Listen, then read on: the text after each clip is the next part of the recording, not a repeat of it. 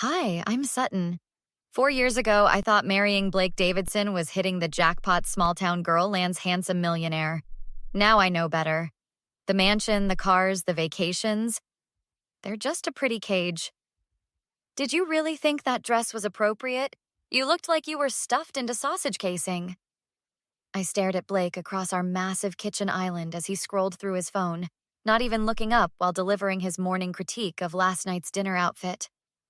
The saleswoman said it was flattering, I mumbled, pouring coffee into my favorite mug, the only thing I'd brought from my old apartment. Saleswomen lie to make commission. You need to understand your body type.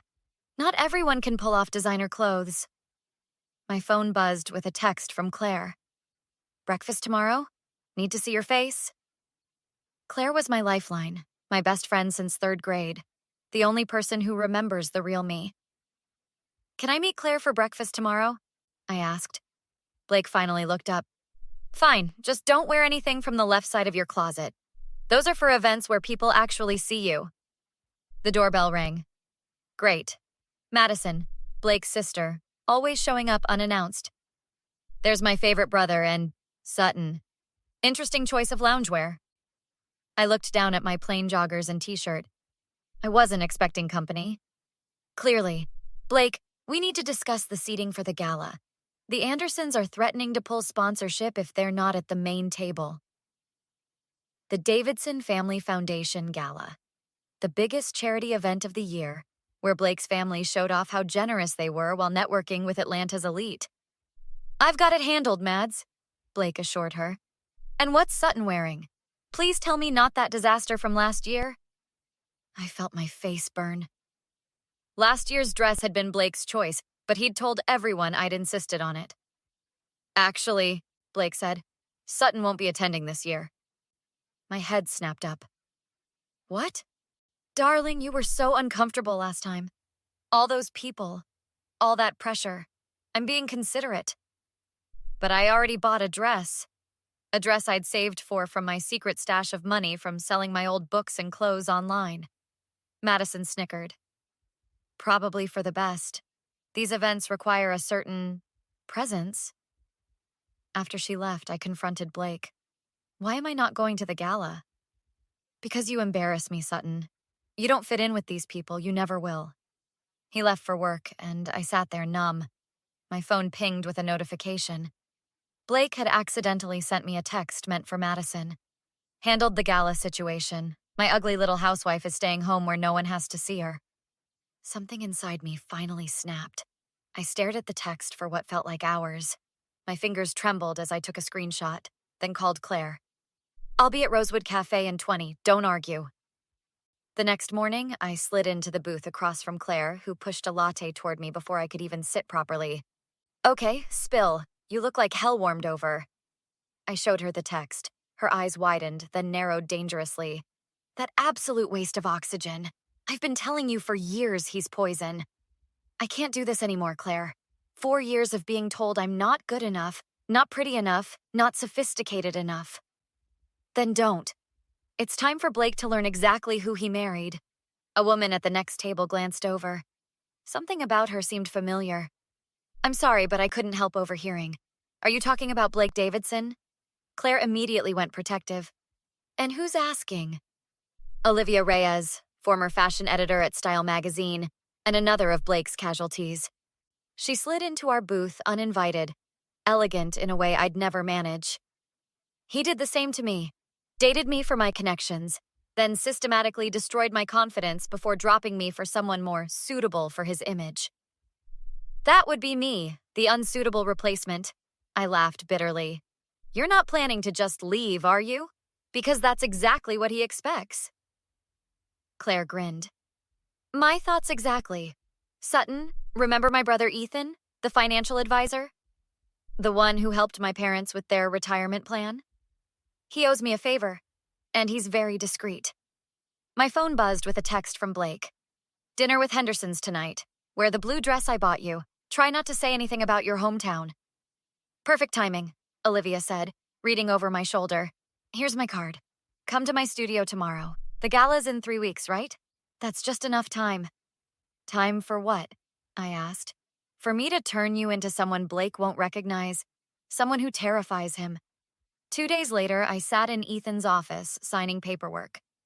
These give me limited power to investigate Blake's finances without raising flags. Claire said you suspected hidden accounts? He's always claiming money is tight when I need something, but there's always cash for his toys. Ethan nodded, typing rapidly. I'll be discreet. This stays between us. The next week was a blur. Secret meetings with Olivia for fittings and styling lessons. Clandestine coffee with Ethan reviewing suspicious transfers to offshore accounts. All while playing the perfect, docile wife at home. You're different lately, Blake remarked over dinner. Less whiny. Just accepting my place, I replied sweetly. Good.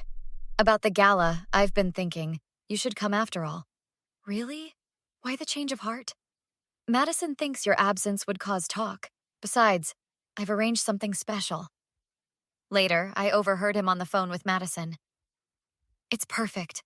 She'll wear that hideous dress thinking she looks good. I'll have photographers ready, and by morning she'll be a laughingstock. Then when I file for divorce next month, everyone will understand why. That night, I photographed documents in his home office. Bank statements, property deeds in the Caymans, and emails to his divorce attorney dating back 6 months. Game on, Blake. The following week, I met Olivia at her downtown studio. The walls were lined with magazine covers and fashion photos, reminders of the career Blake had helped destroy.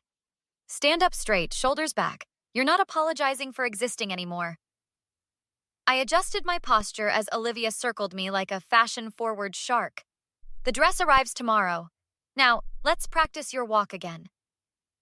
I still don't understand why this matters so much. Olivia stopped abruptly. Because when you walk into that gala, you're not just wearing a dress. You're wearing armor. Every step, every glance, every word needs to say, I know what you did, and I'm not afraid of you anymore. My phone buzzed. Ethan. I need to see you. Found something big. 2 hours later, I sat across from Ethan in a private room at a downtown cafe. These shell companies here and here, he pointed to a complex diagram. They're all Blake. He's been hiding millions. Can we prove it's illegal? Some of it's just shady, but this transfer? Definitely tax evasion. And these payments to someone named Vincent Hargrove? They stopped abruptly last year with a final large payment. I recognized the name immediately. Vincent owned Hargrove Technologies, Blake's biggest competitor before they mysteriously backed out of competing for major contracts. I need to talk to him. Already arranged it. He's meeting us here in 10 minutes. Vincent was nothing like I expected, not the shark-like businessman Blake had described, but a thoughtful, soft-spoken man with kind eyes. Mrs. Davidson, I've been hoping to meet you for quite some time. Please, call me Sutton, and I think you know why I'm here. Your husband paid me to walk away from the Mitchell contract. When I refused his first offer, my office was broken into. Only the proposal files were taken. And you think Blake was behind it? Vincent slid a flash drive across the table. I know he was. I've been gathering evidence for months, but without an inside connection, I couldn't move forward. Back at home, Blake was waiting, arms crossed. Where have you been? You missed lunch with the Crawfords? I had a doctor's appointment. Woman stuff. You wouldn't be interested. His eyes narrowed. You've been disappearing a lot lately. It's just getting ready for the gala. I want to make you proud. He laughed, that cruel sound I'd grown to hate. A bit late for that, isn't it? It's never too late, Blake. The next day, final fitting with Olivia. The dress was spectacular, a deep emerald silk that made my eyes look like gemstones, expertly tailored to showcase the body Blake had convinced me to hide. He won't know what hit him, Claire whispered, eyes wide. One final touch. Olivia fastened a delicate diamond necklace around my throat. This was supposed to be in my last collection before your husband tanked my career. Now it'll help tank his. Later that night, Blake watched me getting ready for bed, smirking as I applied my usual face cream. No amount of product is going to transform you by tomorrow night. You should have just stayed home like I suggested. Maybe you're right, but I've worked so hard to fit in with your world. Some people just don't belong in certain circles, Sutton. Your small town. It's in your bones. I smiled at him in the mirror. We'll see what everyone thinks tomorrow night. The Davidson Foundation Gala was in full swing when my Uber pulled up. I'd spent the day with Claire and Olivia preparing for war. I stepped out, feeling the emerald silk move against my skin. The doorman did a double take. Name for the guest list? Sutton Davidson. The grand ballroom fell into a hush as I walked in. I spotted Blake across the room with the mayor. When he turned, his champagne glass froze halfway to his mouth. I walked directly to the bar, ignoring him. Within seconds, I was surrounded by people who'd never given me a second glance before. Blake pushed through the crowd. Darling, you look different. Thank you. I took your advice and really invested in my appearance. Everyone, my wife has been working so hard on this transformation. I've been pushing her to step up her game for years. I laughed loudly. How interesting that you'd say that when just last week you called me your ugly little housewife in a text. The crowd around us stilled. Blake grabbed my elbow. What game are you playing? No game. Just finally showing everyone who I really am and who you are. Vincent arrived right on cue and walked directly to us. Blake, and the lovely Mrs. Davidson. You look radiant tonight. Blake's face drained of color.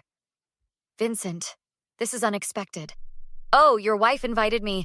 We've been comparing notes about your business practices. Madison swooped in. Sutton, you're making a scene. Actually, Madison, I think your brother should be worried about scenes, especially when the SEC gets those files tomorrow morning.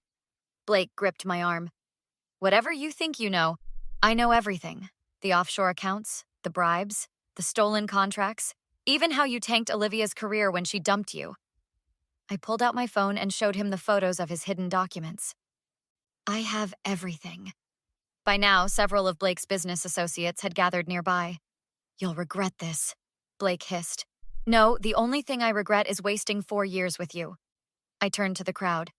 If anyone's interested in learning about legitimate investment strategies, Vincent Hargrove is starting a new venture. Unlike my husband's company, this one doesn't involve tax evasion. The murmurs spread through the room like wildfire. Blake tried to salvage the situation, but his business associates were already clustering around Vincent. Claire appeared at my side. Divorce papers are ready. Tomorrow at his office will do just fine. As I walked toward the exit, Madison called after me. You'll be nothing without the Davidson name. I turned. Watch me. Outside, Olivia and Ethan waited with Claire. How'd it go? Olivia asked. Worth every second of the last 4 years. We walked away together as texts flooded my phone from Gala attendees. Behind us, Blake's carefully constructed world was already beginning to crumble. So, what would you have done in Sutton's shoes? Was her public takedown of Blake justified? Or did she cross a line by destroying his business reputation along with his personal one? Would you have handled it differently? If you enjoyed this revenge story of a woman reclaiming her power, hit that like button. Subscribe to see more stories of people turning the tables on those who underestimated them. Your comments help me create more content you'll love.